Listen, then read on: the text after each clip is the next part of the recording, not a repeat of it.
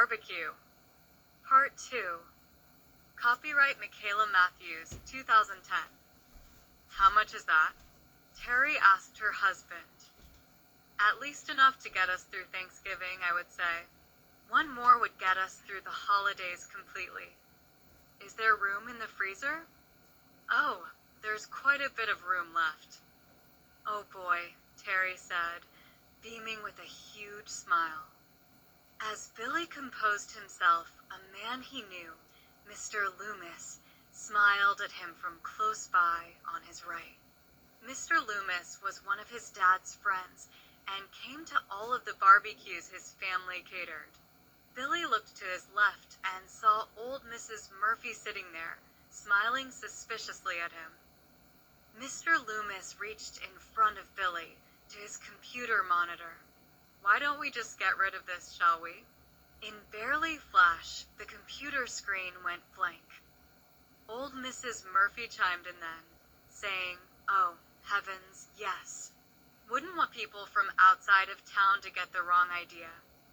Billy bolted off and ran to the door he had entered through, but stopped because the janitor was mopping and had the area closed off to the public. "Tell your dad," he said, "we look forward to the barbecue today." Billy turned and ran for the exit located at the opposite side of the lobby. It would take him an extra minute or two to loop around the library since the entrance nearest his way home was blocked, but he did not have any choice in the matter. At home in the basement, Stan Ernest pulled aside a gigantic shelving unit to reveal a large rustic-looking freezer door behind it. When he tugged it open, a thick cloud of steam flowed into the room around his feet. Inside, on thick metal hooks, were huge slabs of meat, sets of rib cages, and human bodies hung in random fashion. Bags of steaks and burgers and ribs lined the shelves that ran along the walls. Stan dragged the intruder's body into the freezer and quickly stripped him of his clothes. He pierced the stranger's body with a sharp silver hook and used a chain hoist mechanism to lift him up off the floor for proper freezing, among all the others. A few drops of blood froze as they touched the frozen floor, but Stan let them be for now. He had a grill to light, and he had just enough time to do so before the neighborhood picnic. Upstairs, Terry was finishing cleaning up the last of the evidence and blood before heading down to the kitchen to cook devilled eggs and chili. Stan grabbed a bag of burgers and one of assorted steaks and closed the door to the freezer as he left, whistling a cheerful tune as he went upstairs. In the foyer of the library, something caught Billy's eye. He stopped running long enough to read a missing persons report tacked up on the wall there. There were several of them, hanging there on the bulletin board, and Billy wondered how he had never seen them before. Some of the faces looked vaguely familiar to him, but it was the names of the missing people that actually held his attention.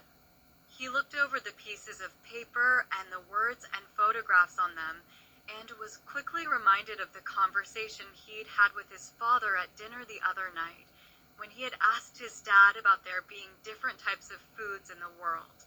The names on the flyers reminded him of each point his father had made. Mr. Ping, the pharmacist. Chinese food never quite fills you up, his father had said. Mrs. Sanchez, Billy's math teacher. Mexican food gives you the farts. Mr. Patel, the store owner. Curry. I find it a little spicy for my palate. Gina Allen, the prodigy of the local high school. Brains. The smarter the better. Mr. Jones, the black busboy at the local pancake house. Tastes like chicken. The Petersons, who were remarkably overweight. With a little fat on them, they're nice and juicy. Billy had read and recalled enough. His stomach was beginning to turn, and he didn't want to get sick there at the library. But should he go home? He had to, or else his parents would make him explain why he hadn't come home.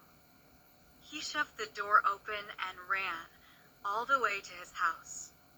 On his 2-block journey home, Billy wondered how he would actually handle the situation. If he was lucky, his parents would not be home or be distracted, and he could call the police in complete safety and wait for them to show up. But what about Kata? What if they had used her in the barbecue and planned on feeding her to the neighbors?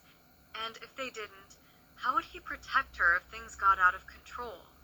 What if they were still at home, waiting for him with an axe? To do him in and feed him to the entire neighborhood?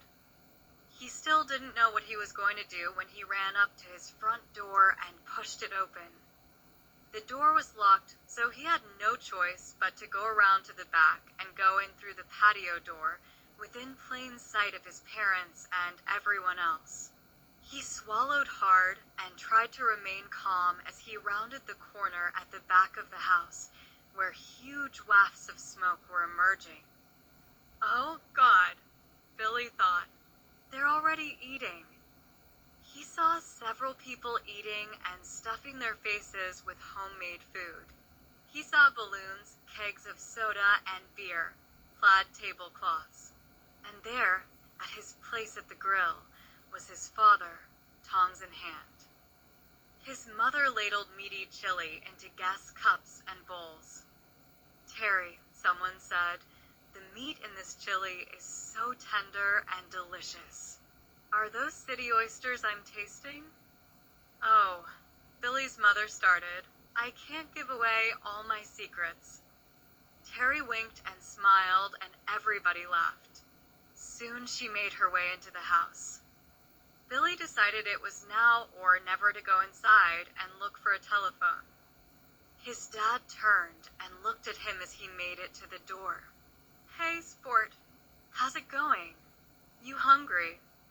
Billy forced a smile and replied, "Yeah, let me just wash my hands." "Okay, but don't be long. Yours will be ready next." Billy made it into the house and was about to head upstairs when he heard his father's voice behind him. "Hey, kiddo." When Billy looked up ahead of him, his mother rounded the kitchen doorway and leaned on the frame there.